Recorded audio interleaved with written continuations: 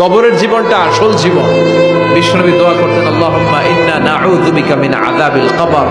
আল্লাহ, আমি আপনার কাছে কবরের আযাব থেকে পানাহ চাই, কবরের আযাব থেকে বাঁচতে চাই। এই কবরের মধ্যে অনেক ফিতনা হবে, অনেক সুয়াল হবে। কবরে প্রশ্ন আছে না নাই?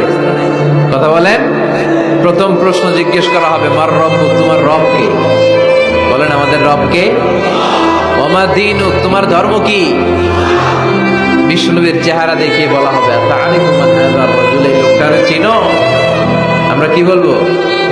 আমরা চিনি, উনি আমাদের প্রিয় রাসূল মুহাম্মদুর রাসূলুল্লাহ সাল্লাল্লাহু আলাইহি ওয়াসাল্লাম। এরপরে জিজ্ঞেস করা হবে, এগুলো কোত্থেকে শিখলা? আমরা বলবো, কোরআন থেকে। ফায়ুফসাহু লাহু কবরুহু ৭০ যিরাআন।